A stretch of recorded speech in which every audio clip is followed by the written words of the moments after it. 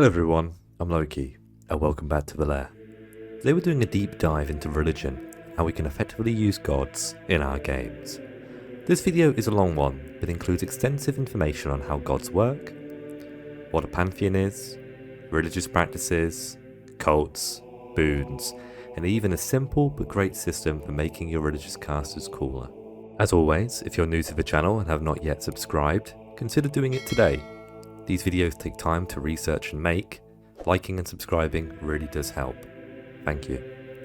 Religion, a profound and multifaceted aspect of human culture, has been a source of meaning, guidance, and community for countless individuals throughout history.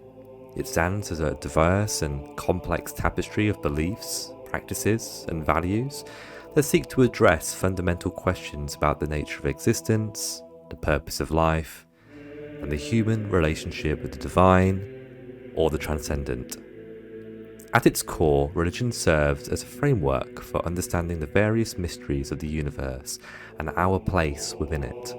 It often offers explanations for the origin of the cosmos, the nature of good and evil, as well as the afterlife. Religion also provides a moral compass, shaping ethical principles and guidelines on how individuals should interact with one another and with the world around them. In our tabletop games, gods typically play a significant and intricate role, serving as powerful otherworldly entities that have a direct influence on the game world.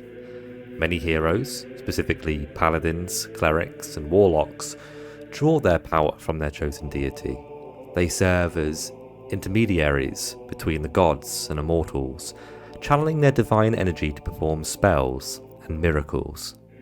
These miracles can vary from minor acts of service to full-blown divine intervention, which can result in miraculous events such as healing the sick, creating auras of protection, or performing a display of divine wrath.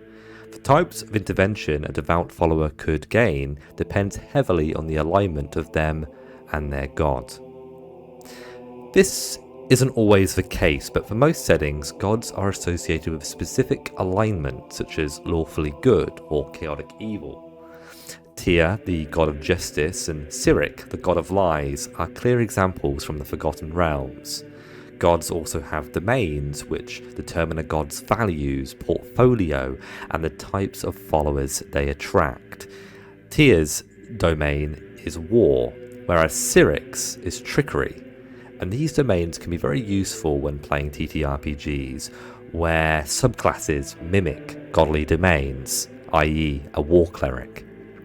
There is a supplemental resource for a TTRPG called Godbound that has done a good job of creating a system in which to create gods.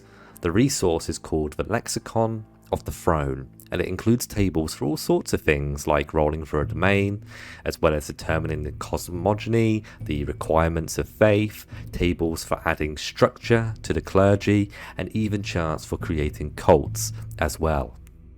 It is pretty thorough, so it's good for those of you who want to add some complexity to your games. D&D primarily features a pantheon or collection of deities, often organised around specific themes, domains, or cultural backgrounds. These deities coexist with a shared mythological framework and are collectively worshipped by various cultures and characters. I prefer the use of a monotheistic belief, which is the belief in and worship of a single or powerful deity. A god who is often considered to be omnipotent, omniscient, and omnipresent. I do also use pantheons as well, but these gods are considered ancient or pagan gods, far removed from the current belief. No matter what gods are used in your world, there are followers willing to lay down their lives in protection and service of that god and its fundamental beliefs. These followers spend their days engaged in religious practices and forms of service which can range from prayer and meditation to ritual cleansing, sacred pilgrimages, and communion. The types of practices a follower of a god typically performs would probably depend heavily on their alignment and values. Baal, the god of murder, would likely praise followers who engage in ritual sacrifice, but Selûne, the goddess of the moon, obviously would not. Here is a list of 8 examples of practices that followers of faith may practice and believe in. If you would like a D20 version of this list, which can be used as a rollable chart, it is actually available on my Patreon at the lowest tier. With a variety of practices being performed, differences in doctrine can create rifts and conflict. Disagreements on fundamental issues, such as the nature of the divine, the afterlife, or the role of the clergy, can lead to intense debates and factionalism. In extreme cases, theological disagreements can lead to schisms, like what happened with Christianity between the Roman Catholic Church in the West and the Eastern Orthodox Church in the East, centered around Constantinople, where a single religious group splits into multiple sects or denominations. Each faction may believe that its interpretation of the faith is the correct one, leading to division and competition for followers. In history, religion has been used as another pretext to declare war. A notable example is the Crusades during the Middle Ages, where Christian religious fervour was used to justify a series of military campaigns aimed at recapturing Jerusalem and the Holy Land from Muslim control. These holy wars, which spanned several centuries, led to significant conflict, loss of life, and cultural exchanges. But their primary drivers were the desire for territorial expansion and access to trade routes. The religious pretext provided a moral justification for military action and helped rally support from European monarchs and their subjects. In my opinion, religion in your campaign should be more about the clergy than it is about the god itself. The god themselves are supposed to be open to interpretation by the various creatures living in your world. What matters is the structure of the faith and about what it represents. Religion and clergy are always going to be just a world-building concept, which will be most likely irrelevant unless a player expresses interest in it, like Gene1107 pointed out in a recent poll on the channel. So your focus should be on crafting a simple framework for your players to follow if they choose to play a religious character in your world. In D&D, we can use religious factions or sects to create theological disputes, power struggles, and even open conflict between members of the faith. Players can easily be drawn into these conflicts as they may be predisposed towards certain gods or values. But developing a campaign plot around holy war or religious conflict where perhaps 2 or more deities or religious groups are vying for control of a sacred artifact, a holy site, or divine blessing can lead to interesting adventures, to say the least. Players can become involved as diplomats, mercenaries, or peacekeepers, working to resolve the conflict or exploit it for their own gain. There is no better choice for a religious faction to use in your campaign than a cult, one that opposes the party and their core values. A cult in this context is a group or organisation with a set of beliefs, practices, and rituals that are typically outside the mainstream of established religious traditions or societal norms. Great cults are hard to make, and perhaps I'll make a full video discussing the number of things that should be considered when crafting one. But cults in D&D are used to add depth, mystery, and moral complexity to the story. Obviously in today's society it's harder to toe the line with darker themes, but my players specifically are quite comfortable dealing with cults who practice human sacrifice, slavery, and even cannibalism. What's important when using and discussing darker themes like this is to represent them appropriately and allow your players to be the bringers of justice and change if they wish it, because these conflicts can create interesting moral quandaries for the players to discuss and intervene in. Cults typically have beliefs and goals. The famous Cult of the Dragon from D&D Forgotten Realms had the primary goal of raising and transforming dragons into Dracoliches, as they believed these undead dragons would be powerful servants to help them conquer the world. But they also seek to bring round the prophesied event known as the Doom of Dragons, which is believed to herald the end of the world and the rise of these Dracoliches.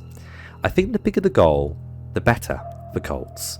Scale is obviously important, but if your campaign is taking place in a small barony or duchy like it is in my world, then it's worth considering the fact that that area is probably considered the known world to many people who live there, and then any threat to the duchy would be technically considered a threat to the world, if that makes sense.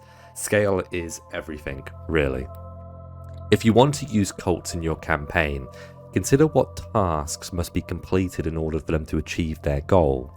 These tasks can be formed into adventures. So for example, maybe rumours have spread that there is a dragon graveyard somewhere in the mountains not too far from the duchy or kingdom that the players are in. So the party have been actually sent by the good aligned clergy to act as peacekeepers to protect that area until a group of powerful priests can be sent to consecrate the skeletal remains of the dragons and ward them off from becoming undead. Including secret cultist NPCs who are posing as allies to the party is also very interesting as well, as most cults try to hide in plain sight unless their values are far too different or unreasonable to pretend. Perhaps a goal for a cult of a death god is to sacrifice a high-level cleric in order to gain a boon from their god. Let's talk about boons. I think they are used far too little in campaigns, and if I'm honest, I haven't in the past really been able to create a structured system of how boons could be used effectively, but I think I might have come up with something pretty good which I'm happy to share with you guys today. A boon is a special favour, blessing, or a supernatural benefit granted to a character by a deity or a powerful divine being, as a reward for their unwavering faith, devotion, or service to that entity's cause. They are typically used as role-playing and storytelling elements that enhance a character's connection to their faith, offering unique abilities or provide advantages to a player character in a specific situation. I don't see them used often enough, and I think that might be partly because the assumption is, from Dungeon Masters, that if my player characters are getting all this other stuff like class abilities, feats and magical items, why should I be giving them magical boons as well? Well, my answer to that is simple. If you're worried about the power level of your player characters, make the boons your gods bestow temporary. They could last a minute, 10 minutes, an hour, or a day. Because it's temporary, you could make them pretty powerful and cool. Giving your cleric an additional 1d10 radiant damage on a hit for 1 minute is pretty strong, especially at lower levels, but if it's a one-off boon from a god, I think that's fine. Obviously, boons don't come free. As I said before, the idea is that they are a special favour, so they should only be granted in certain circumstances. A few examples could be your cleric being a paragon of virtue and proving passively through faith that they are worthy of a boon.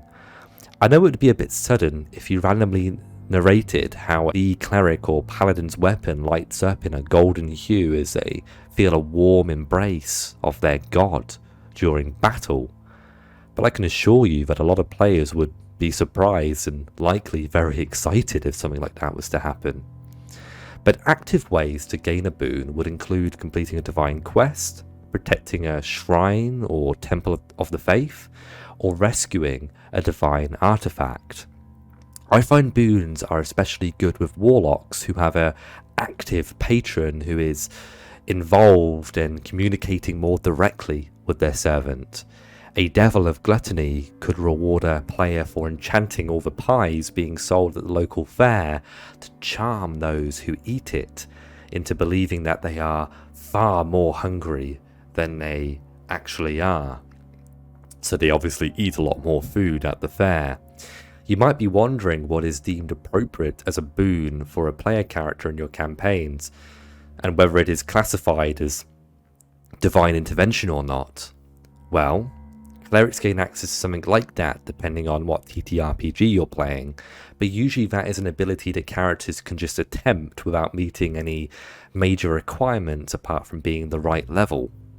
The whole idea of a boon system is to create an effective way to encourage your players to interact with their gods and those who serve them. I've actually created a chart for creating boons, and whilst it's simple, it's pretty good. As you can see, there are 3 different categories, which is cause of boon, boon offering, and length of boon.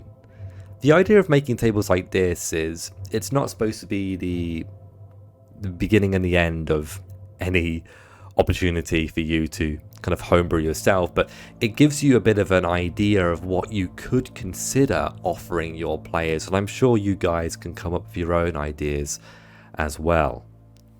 There is one class, at least in modern games, which I think should really take advantage of boons, and that class is warlocks. I think clerics, especially with gods who are more direct and present, could be considered as well, but I've never really liked how uninvolved warlock patrons usually are in D&D, and how, apart from the short rest spell recovery system that they have in 5th edition, it's just another flavour of bard or sorcerer. I mean, sure, warlocks have invocations and other cool gadgets and things, but it would be foolish to get caught on the semantics of what I'm saying, guys. I think my point is that perhaps there could be a better way to make warlocks a bit more unique without having to do too much extra work. How about this? Every time you write up a major quest, come up with 1d4 side quests. You could roll it yourself, that could be included with the major quest. These side quests could be really anything, but their intent is to be something that can be completed alongside the major quest and allow them to track their progress, kind of like a checkpoint. Side quests can't always be completed, but usually they will be. The idea is, have one of those side quests be specifically for the warlock or the acolyte, the cleric, the paladin, and have it come from their patron or god. This could be something that aligns with the party, or it could be something that positions the acolyte against the party in some way. These are supposed to be side quests, but the idea is that with a more unpleasant patron like a fiend, the failure to complete a task could result in a curse or a forfeit of current powers gained. With a lot of other patrons, it'll be apathy and disinterest. If players are uninterested or unwilling to complete the side quests that you create for them, don't create them in the future. There's no point going to great amounts of effort if your players aren't interested in what you're doing for them. I've seen too many games collapse because Dungeon Masters have contempt for their players for not interacting or appreciating the effort that they put into crafting their games. So just say it's clear your patron is disinterested in you. Perhaps you should try to come up with a way to reignite their interest again. At least that way you put the ball in the player's court and give them the opportunity to be creative to spark that match. Here are 3 ideas of side quests that you could offer the party alongside a main quest that the rest of the party will be focused on specifically. Main quest: slay the chief of the goblins living in the Blue Mountains, which should hopefully collapse the goblin unity and stop them from being a problem. Side quest number 1: rescue miners who have been captured by the goblins. Side quest number 2: locate the lost treasure of the great King Rurik of the dwarves. And for side quest number 3: slay the Etin that terrorizes the shepherds who live in the upper hills. I'm pretty sure I could come up with a way to make each of these quests make sense as a patron quest. For number 1, the patron wants the miners freed and converted to the faith as a part of their freedom. For number 2, there is an artifact amongst the treasure that the patron desires. You will retrieve it for them and then send it to them using a ritual circle, which will actually teleport the item to their plane of existence. For number 3, the patron wants you to eat the raw heart of the Etin to empower yourself, hence grant the boon. The other way to reward religious characters is to offer them titles and positions within their faith.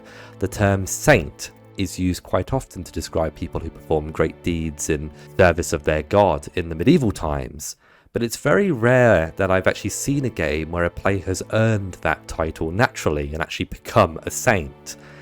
I think having a hierarchical structure and an opportunity for priests and clergymen to ascend their status is another way to get people interested and involved. After all, the higher their position, the more sway they have on the faith and the local churches and temples that reside in the region. Thank you for watching today's video on running gods and religion in your TTRPG campaigns. This was a long video, but I appreciate the fact that you've reached the end. Make sure you guys check out some of my other longer videos if you enjoy this style of content, and join our public Discord if you haven't already, if you'd like to get involved with the community and discuss all things D&D. See you guys next time on Loki's Lair. Until then.